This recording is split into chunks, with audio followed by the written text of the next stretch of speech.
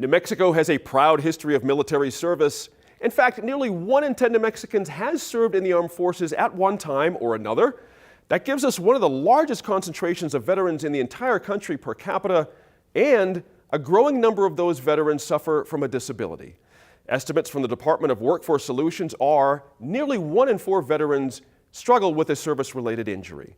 For veterans suffering from post-traumatic stress and brain injuries, finding help and relief can be an extra challenge.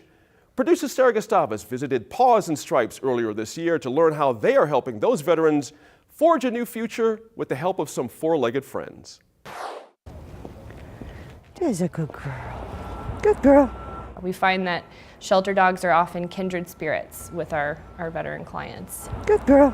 I see the world as a less scary place, I guess you could say. I don't really worry about going out places as much. I don't second guess being safe out because I know she has my back. That safety and security is something many of these vets haven't felt in a long time.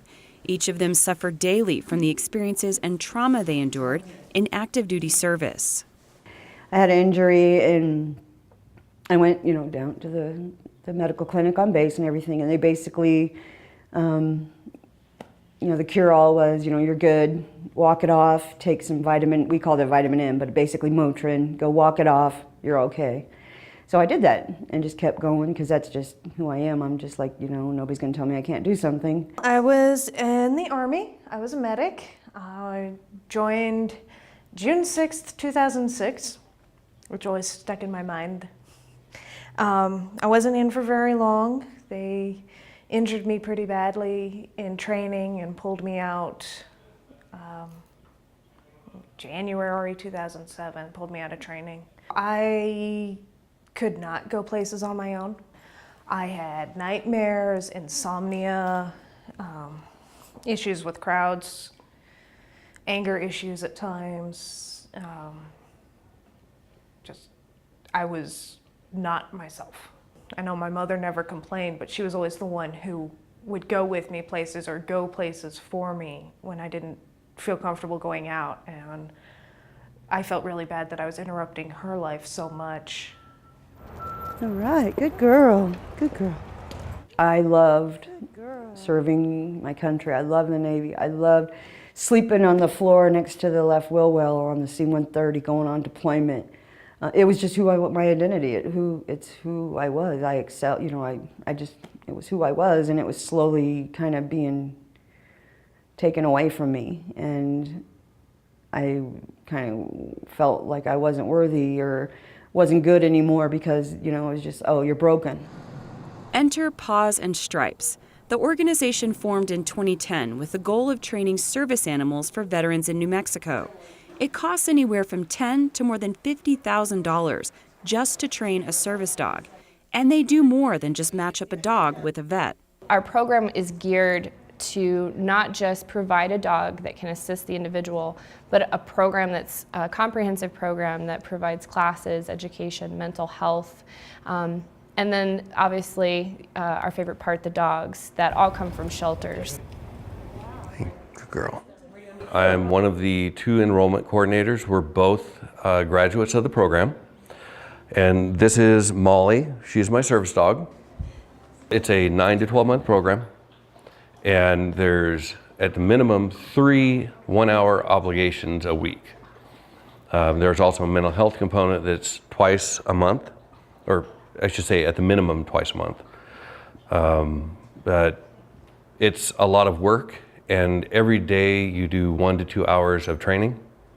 We do various types of assessments on canine candidates for the organization, but we don't choose any one exact temperament or skill set because it depends on the client that needs the dog. So we may find that we have an individual that needs a lower energy dog versus one that maybe needs a higher energy dog, just as one example. Lindsay Stanek knows firsthand how brain injuries and post-traumatic stress disorder can affect a veteran. She saw it in her ex-husband when he was discharged from the Army. In an effort to help him, I had adopted a shelter dog for him. We moved to New Mexico and realized that while she was an excellent companion. It was only doing so much for his disabilities, and he was trying to work. He couldn't keep a job. We were trying to start over, and I started doing some research and realized that dogs can be trained to do a whole lot more than just making you feel good, because we all know dogs make you feel pretty good. So he became our first graduate, and with his dog Sarge, and now today we've almost graduated 80 teams. And graduates say the animals have truly given them a new opportunity in life and a new purpose and mission, especially when given the chance to help other vets. I can relate, and I can talk to them in real time, real terms, that they understand. I have been there. I understand what they're going through.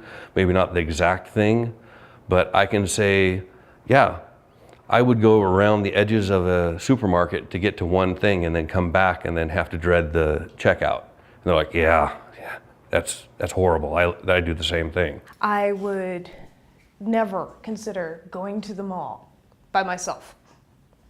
Now I do. I go there. I am actually a mentor with the program, so I'll go and I'll meet other teams, help them get out to the mall, work on skills. And without him, never would have happened. So the world's less scary, and I can do things now. Success for a team can look a lot of different ways. It can be as simple as just the way they walk is different, the way they talk and how connected they are to the people in their surroundings. It can be as big as seeing them jump from graduating the program to jumping right into school and taking on new endeavors that way. We've seen older retirees really embrace their retirement and be able to travel the country and do more things with their family and their extended family, take on new hobbies that really are fulfilling to them. We've had artists, amazing artists and musicians. So there's just so many ways that you can see a successful team, but I think at the end of the day, you definitely see a brighter person, a happier person, more connected for sure. Paws and Stripes is moving to a new location in Albuquerque this fall, with more room for training and support services for veterans. For New Mexico in Focus, I'm Sarah Gustavus.